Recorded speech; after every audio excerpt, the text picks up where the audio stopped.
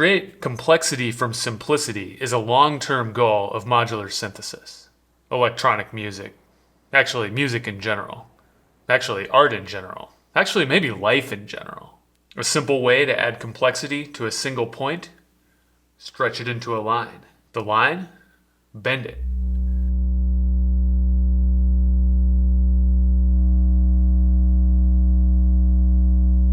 Whether we bend it into a curve or fold it into an angle, this is the moment where flat turns to shape.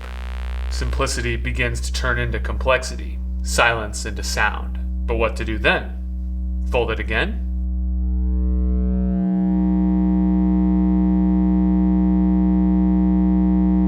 This process appears to stretch the line out, making it longer, more variegated, more experienced. It also takes that initial curved sinusoid shape and makes smaller copies of it in the outer edges. We hear those small copies embedded in the sound as higher partials, folded again, and again, and again. Each fold adds a layer of complexity. Like kneading dough, layers are added and mixed and juxtaposed, a continuous addition of surface area and topology, without a change in the overall size. At the same time, we often use the term unfolding to describe something being revealed in all its details. The folding and the unfolding are both metaphors for the rolling out of complexity.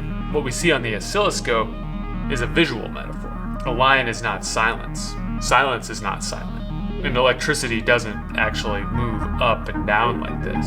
Positive and negative voltage actually imply the reversal of direction of electrons within a circuit. This is not a single wave that changes when we fold it. In fact, new wave cycles are arising many times per second, each a little different from the last. By triggering the oscilloscope with the same signal, it resets at each cycle and gains the appearance of a static or changing wave with fixed endpoints. It's the synthesis of a manifold. We generate this visual metaphor in order to pin down what is happening, capture and replay these moments with great precision so that it becomes legible to us through our eyes. Are the eyes the best path to understand something that is primarily received through the ears? Speaking of ears, most of us have two of them, and that is of course the key concept when it comes to stereo sound. When we were developing the QPOS and XPO, we encountered the challenge of making sure that meaningful modulations could happen across left and right channels independently, or also that modulation could happen across both channels in a way that enriched the stereo field, but did not require the setup of two different modulation sources, and would not result in a sound that was gimmicky or lopsided. With the radiate controls on QPOS and the modulate controls on XPO, the solution was to have the left and right CV inputs normaled together so that we could modulate two related parameters with a single control voltage source, using the respective panel controls and attenuverters to set the modulation amount and direction independently. Thus, here on XPO, we generate two different sets of folds at once from a single input. The two sets of folds appear at the left and right wavefolded outputs. Modulating them together in different amounts creates a richer stereo image.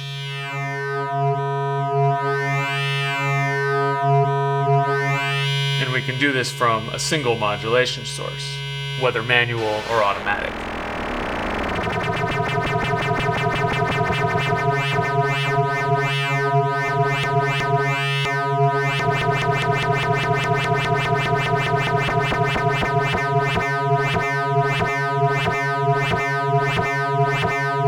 The same type of dual modulation from one source happens also with the pulse width and vari-timbre outputs.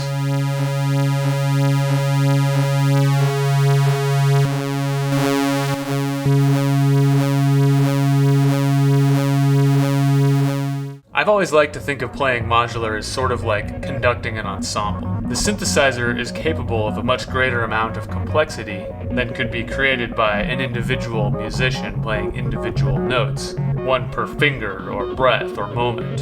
When people I know who aren't electronic musicians ask me, about my instrument, this is the go-to metaphor I've used to try to describe the appeal and the experience. In its wildest moments, the modular synth becomes unwieldy, tipping from conducting an ensemble into herding a flock of sheep. When we expand past our ability to understand, we give up a bit of control, but gain the freedom of making music that we don't yet know how to make. Now, the simplest way to expand from a single gesture out to many places is using the simplest module available, the multiple, or mult. It creates near-perfect copies of any modulation signal, which can then be routed out to any number of destinations to add complexity to modulations. We've sung the praises of the mult plenty of times in the past. Now we can create quite a variety of these laser sounds by just adjusting the fall parameter of this function. The point is that even the simplest control voltage can have its power exploded by sending it to multiple destinations at once. If the mult has a limitation, it's the same as its strength. It copies the signals exactly. They all happen at the same time and speed at the outputs as they do at the input. You're of course welcome to process each copy independently.